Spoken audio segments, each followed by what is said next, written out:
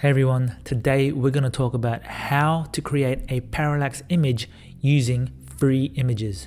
We're going to talk about how I used these freely available images to create this image. We'll go through how I created the mountains, how I populated the valleys with pine trees, how I created the deer in the foreground, and how I created the glowing sun. Now, I just want to point out that if you haven't seen the website that showcases the image that I'm talking about, go ahead and check out my other video called How to Create a Parallax Website. Now, usually when I'm trying to draw inspiration from free images, my go-to place is pixabay.com. Now, the first image I'd like to look for is a mountain image for my background. So I'm going to type in snow-capped mountains and see what Pixabay comes up with. Cool, so already I can see some pretty cool images. This one here looks pretty cool. And this one here I could possibly use. I'm looking for something that has mountain peaks in it and also some, so here we go, there's a couple of mountain peaks I can use. And yeah, I'm kind of liking what I see already. So we just keep on looking here. So the images you see on the screen right now are probably the ones I'm going to be downloading and using as inspiration. Cool. Now the next image I'd like to look for is a deer and use it as the prominent foreground subject matter for our image. Now I'd like to look for a vector graphic, something I can use as a silhouette, because that would have a pretty cool effect, I'd say. Look, this one looks really nice and I think it would work really well as the foreground for our image. And then we'll look for some birds flying. This one is going to be a vector graphic too, so this one here I reckon would do very well. And then next would be pine trees. So let's look for some pine trees. Again, I like the silhouette effect. And I'm going to get this one here because it provides a nice group of trees that we could possibly work with. And I like this one right here. So let's download this and we'll select a vector graphic. That will be downloading the SVG version of the image. And then we'll go ahead and download the rest of the images that we selected. What we'll do is we'll set these images aside and then we'll come back to them when it's time to create our image later on. Now, the other tool I use is called Inkscape, and Inkscape is essentially a free and open source alternative to Adobe Illustrator. It has the ability to manage your image in layers, so you can overlay images on top of each other, which works very well when trying to create images for a Parallax website. Anyway, I think it's time to open up Inkscape and import the images that we downloaded from pixabay.com and get started.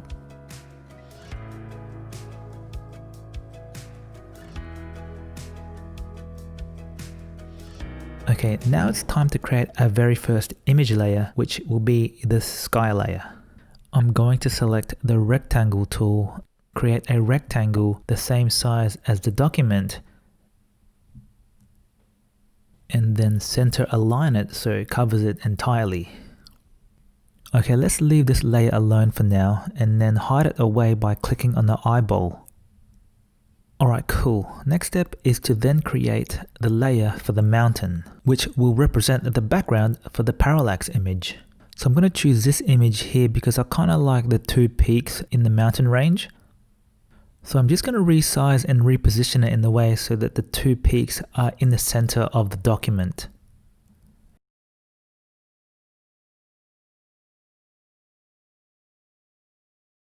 Okay, now I'm going to select the freehand tool, which I'll use to roughly trace the outline of the mountain range containing the two peaks. Now, I'm not really concerned about the bottom half of the mountain layer because the majority of the image is actually going to be covered by other layers that are going to be placed on top of it. So I'm just going to loop around and connect up to the starting point, which will then give me my first cut to the mountain image.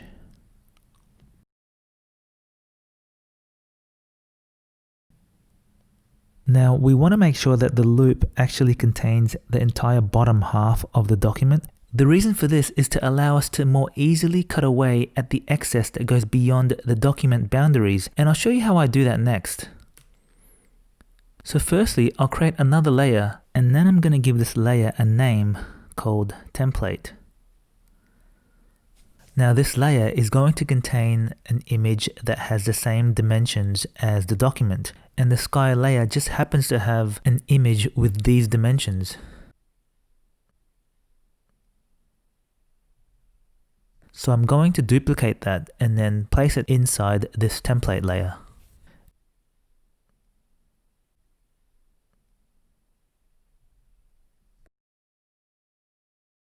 And then I'm just going to arbitrarily color it green.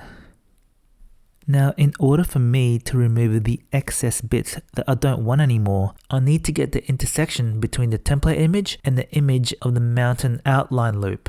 So let's go ahead and duplicate the template image.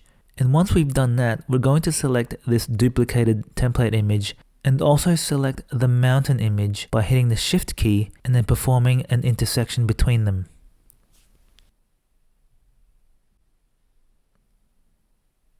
Alright, cool, intersection successful. But we can't see the resultant image at the moment because it's currently in the same color and layer as the original template image.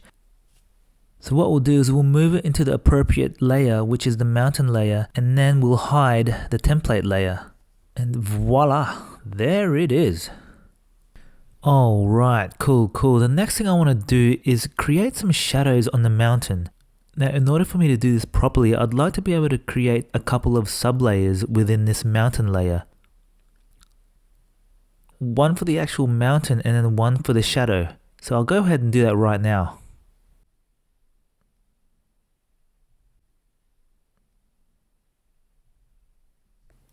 Making sure that the shadow layer is on top of the mountain layer,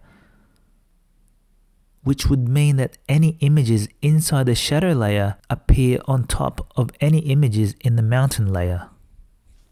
So let's go ahead and hide the mountain layer, and then we'll begin drawing the shadow images. Alright, cool. Let's begin drawing the shadows. And I'm just going to trace over some of the shadow areas from the same mountain image we downloaded earlier. Now you'll notice as I'm drawing some of the shadow areas here, I'm actually drawing past the mountain outline. These overhanging bits will represent the parts that we don't want and will be cut out when we perform an intersection with the first mountain image that we drew up earlier. Now, if this isn't making any sense at all right now, hopefully it'll make a little bit more sense once we've completed this step.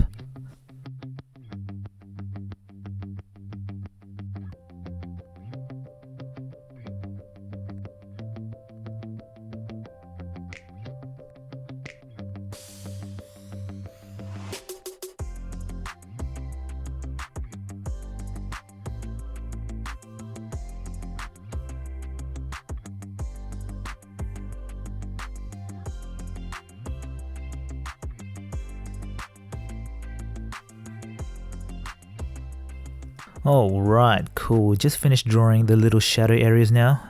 So the next step is to perform an intersection between these little areas and the mountain drawing that we created earlier. But first, I'm just going to move these little shadow areas here into the shadow layer because for some reason they're still in the original layer. Now, because we're going to be doing a few intersections between the mountain image and each individual shadow image, we're going to have to duplicate and make copies of the mountain image multiple times. So let's go ahead and make the first duplicate of the mountain image. Okay, cool. Once we've done that, we'll keep it selected, but we'll also select one of the shadow images by hitting the Shift key and selecting the image. And then we'll perform an intersection between these two images that we've selected. Now the resultant intersection between the two images is kept selected, so we'll immediately move this into the shadow layer.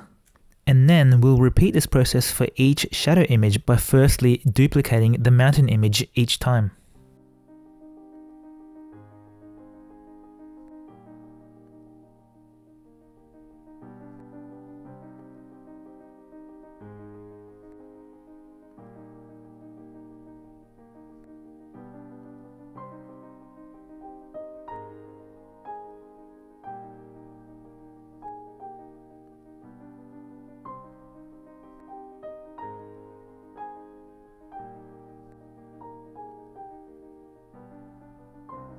Alright, once we're done making sure that the shadow layer is currently selected, let's hit Ctrl-Alt-A to select all the images within that layer.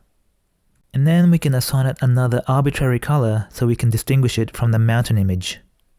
Oh, look at that, isn't that looking sweet? So the next step now is to begin creating our valley layers, starting off with valley number 1. Let's go ahead and create a layer for valley 1 and then begin drawing using our freehand tool once again. And here it's really up to you and your imagination as to how you draw your valley. My only suggestion is you keep it as simple as possible and that there is something that resembles a valley in the middle of your image. Just make sure when you're drawing your valley image that you're drawing it in such a way that you're looping around the bottom edge of the document in a similar way that we did when we drew our mountain image, which allowed us to easily remove any excess bits that we didn't want by performing an intersection with the template image. In saying that though, I didn't quite follow my own advice when I drew this valley, so I'm just fixing it now to complete the loop. And so once that's done, we can repeat the process that we used to create the mountain image by initially duplicating the template image and then getting the intersection between it and the valley image that we've just drawn. Alright, cool. We can then move the intersection between these two images into the valley 1 layer.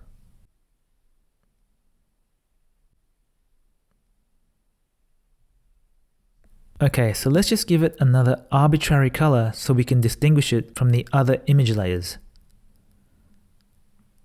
Cool, now it's time to create the other valley layers. And the process in creating each of these valley layers is identical to the process we just went through. So we're just going to fast forward through this process all the way up to valley number 4.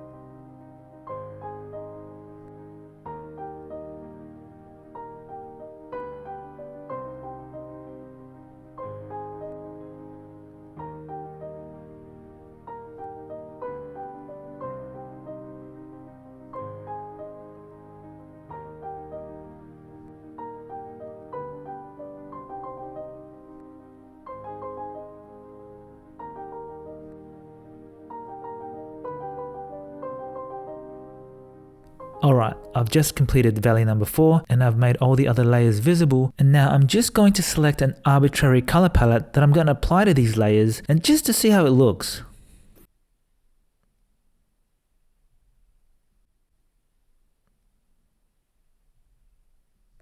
Alright, cool. I'm pretty happy with that just for now. Okay, the next step is to add the pine trees. So I'm going to hide away all the other layers except for valley 1. And then I'm going to go and select the group of trees that we downloaded earlier from pixabay.com, ungroup by selecting Ctrl-Shift-G, and then selecting the tree that I want to use to populate the value with. So the first thing I'm going to do is going to drag it over, and then I'm going to place it inside the valley 1 layer.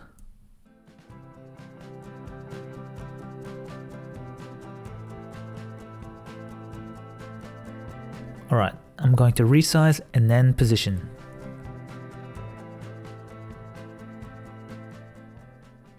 And then what I'm going to do is I'm going to repeatedly duplicate this tree by hitting Ctrl D so I can populate the entire length of the valley, giving it that cool illusion that there's a forest there. And having the trees positioned close together makes this illusion look a lot more convincing. Alright, I'm hoping you guys are getting the idea now, so I'm going to speed through this just a little bit.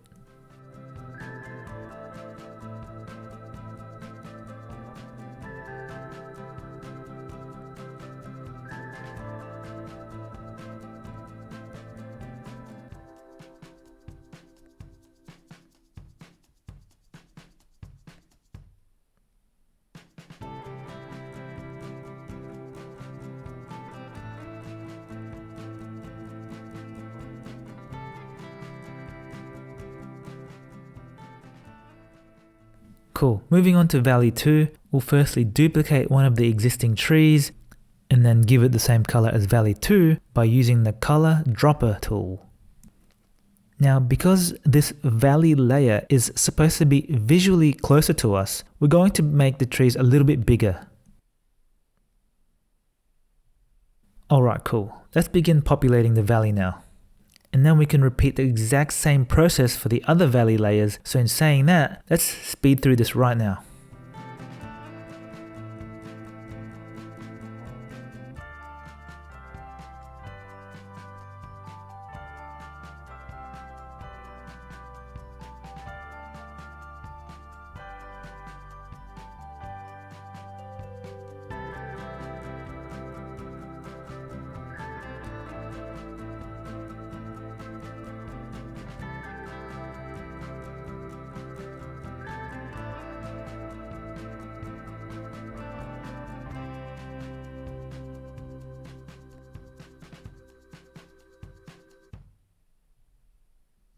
What do you think, everyone? Does that look cool or what?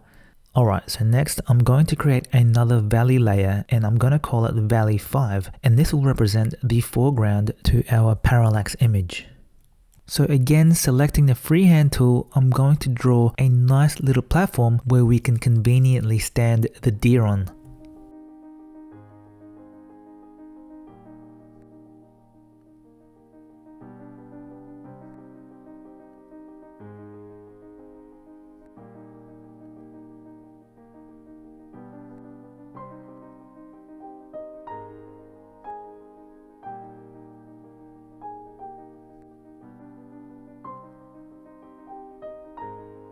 Okay, cool. I'm pretty happy with how that turned out. Now let's change its color using the same color palette that we used earlier.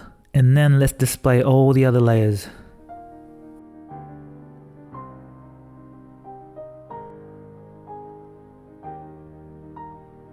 Alright, next let's go and grab the deer, and you can either create a duplicate of this or you may choose not to. Now it's currently in the original layer, so what we need to do is move it into the Valley 5 layer. And then let's just resize this and flip it horizontally. And then I'm just going to play around with the size and the position until it's just about right. Also, clicking on the image once it's already selected will display rotate handles to allow you to rotate the image as well.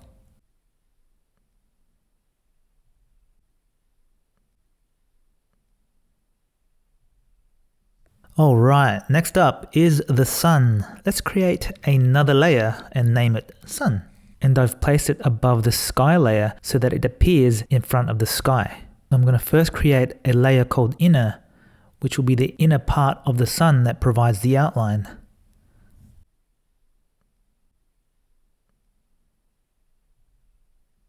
And then another layer called Glow, making sure that it's below the inner layer so we can still see the outline of the sun. So selecting the inner layer, let's go ahead and select the circle tool and create the outline portion of the sun. Clicking and dragging whilst pressing the control key will create a perfect circle. Alright, cool. Let's position this and then assign it an arbitrary color. And then to create the glow, we can duplicate this and move the duplicate into the glow layer.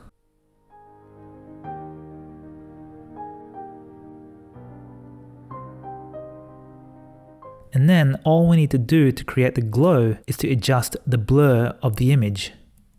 So I'm just going to give that a subtle glow, not too much and not too little, just right. There we go, that looks pretty cool. And then we can give the sky a more appropriate color, bringing out that glow even more.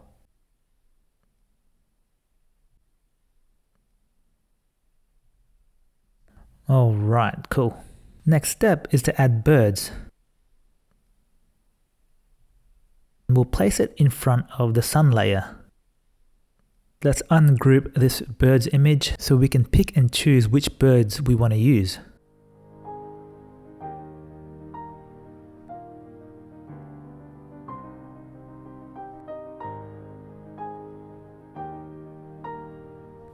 Also, make sure that you move these birds into the birds layer as well.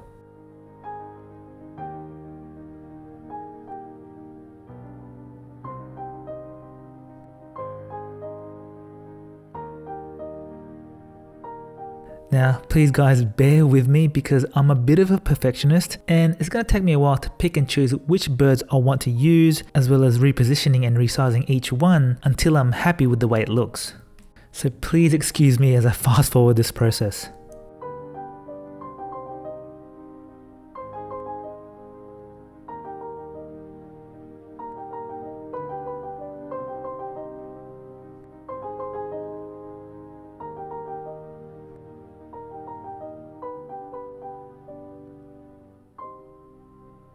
Oh, right there, I think I'm finally happy with it. And then after a color palette change, here's how it looks. I also decided to make a couple of touch-ups to the foreground by adding a couple of rocks and also a Christmas tree to the right hand side. Now, the Christmas tree is exactly the same tree that we used to populate each of the valleys, except it's just been supersized to fit in with the foreground. Alright, so the last thing we need to do now is to export each layer as a PNG image so we can then use them on our website. Let's do this one at a time, starting with the sky layer. Select the export menu and then make sure we're exporting the entire page. And then choose a file name and an export location for the image using the Export As button.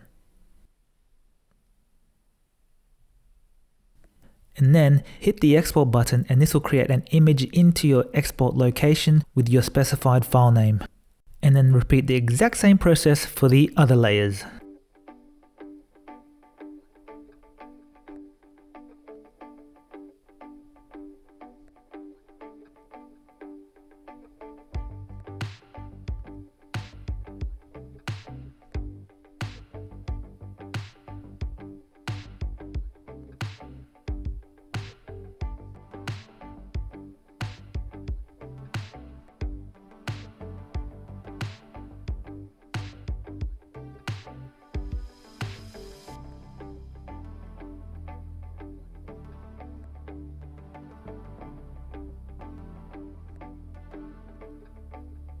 And then once you're done, navigate to your export location and you should have something like this.